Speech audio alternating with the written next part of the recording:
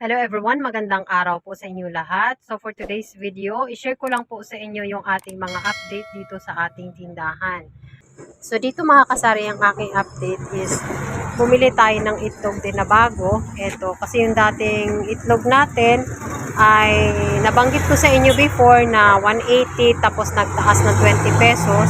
So nagiging 200 pesos per tray. So ito yung natira doon sa 200 pesos per tray na binili natin. Ngayon, nagdagdag na naman tayo mga kasari ng itong bagong to. So supposed to be magpabili ako ng marami, kaso na sinabi ng wholesaler na ito na lang ang natira. So yung supply ngayon ng ating itlog ay wala na, konti lang. So kaunti lang ang supply, then maraming demand ng itlog, so kaya mahal ito uli. Nagtaas na naman ng 10 pesos. So na-apply natin dyan yung ating law of demand. When the demand increases and the supply decreases, of course, yung ating price increase. Nag-i-increase yung ating presyuhan. So, kaya nagiging 210 na ito. At ang bentahan ko dyan ay 210 na siya. So, ang bentahan ko ay 850. So, 850 na po ang isa. Sinagdagan ko lang sa from 8 pesos to 850. So, nagtaas lang tayo ng 50 centavos mga kasari. So, kung nabalitaan ninyo din mga kasari yung tungkol sa bigas na may mga balibalita ngayon na magbaba na raw yung ating rice, pero so far pa naman dito sa amin sa Iloilo City, hindi pa siya effective. So, mahal pa rin ang bigas natin. So, ito yung ating rice. So, bago na naman ito mga kasari. As you can see, another brand yan ng ating bigas. Wala na yung dati natin ng mga Hasmin kasi 2.6 na si Hasmin. So, ibig sabihin, 1.3 na per 25 kg. So, sobrang taas na. Magsi-60 pesos na tayo. So, kumuha tayo ng panibagong brand, which is yung Lucky BT. Pero, same variety lang mga kasari. Mabango, masarap, malambot. Long grain pa rin ang mga yan. So, ang bentahan natin ay 58 pesos per kilo. Ito siya. O, diba, long grain pa rin. And meron tayo ditong isa na tag 55 pesos. And yung regular rice natin mga kasari, so far hindi mo na ako bumili kasi baka mamaya yung bibilhin ko ay mahal. Tapos nga naman baka mag-take effect na yung sinasabi ng ating presidente na mumura nga ang bigas, magbaba ng presyo, so hindi mo na ako bumili. So, check ko muna yan sa market kung talaga bang meron ng murang bigas, saka ako magbibenta ng ating local rice kasi nga naman cropping month na ngayon, which is September. So expected natin baka bababa, sabi nila bababa daw ang bigas. So nag-aantay naman kami dito sa Iloilo City, yung kami mga retailer, small business retailer, nag-aantay po na talagang bababa na ang ating bigas. Sana nga kasi advantage sa aming mga sari-sari store owner, yung mga small retailer ng nagbebenta ng bigas. Kung mababa, medyo makakuha tayo ng medyo maayos-ayos na tubo o maayos-ayos na kita. Kasi ngayon nga yung dahil mahal yung bigas natin, medyo mababa lang ang tubo natin kasi hindi pwedeng magtubo tayo dyan ng mataas. So, ang mangyari, mahirapan naman si customer kung masyadong mataas yung ating pinapatubo sa rice. So, usually 3, 4 pesos, 5 pesos lang ang ating tinutubo dyan.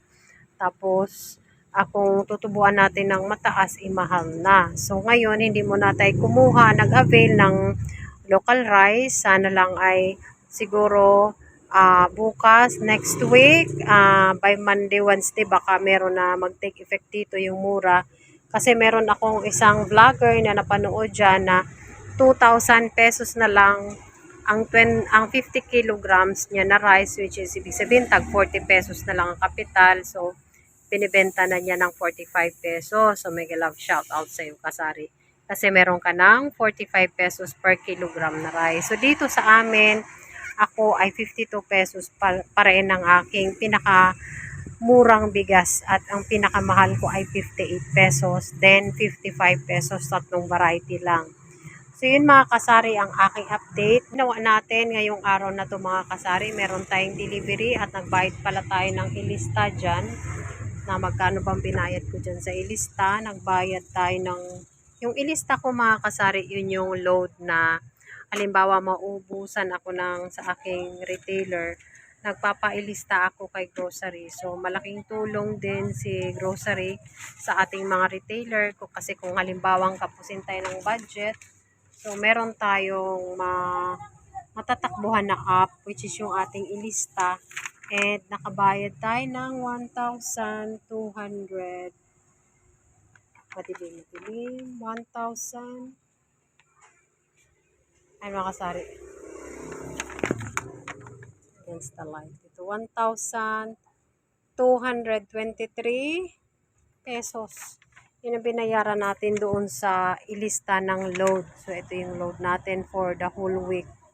So ayan, and 1,223 pesos, and yung delivery na yan, yung box na yan is nagkakahalaga ng 2,842.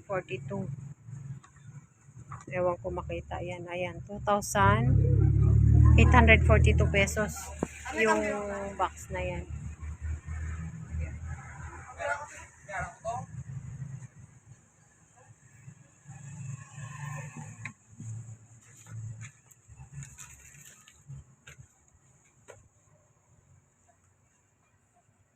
So, ayan mga kasari, no, ang aking update ngayong araw ng Friday. So far naman, ang lahat ng mga pinamili ko mga kasari ay nilagay kaagad natin para hindi magkalat dito kasi masikip lang ang ating sari-sari store. Ngayon, kung hindi ko kaagad sila aayusin, magkalat naman dito sa daan. So, mahirap kapag merong kaagad na bibili and magkalat pa yung mga pinimili natin. So, napabili ako dyan kay Pares. Yun nga ang pinamili niya, yung mga chichirya na nakahang nasa taas, and yung ating delivery, and yung ating pinamili rin na update na itlog. So, yun lang ang aking ma-share sa inyo ngayon mga kasari, no? Dapat lang po mag-update lang tayo sa ating mga paninda para meron tayong mga item na maibigay kapag bibili si customer. So, thank you so much guys for watching, and see you again on my next video. God bless!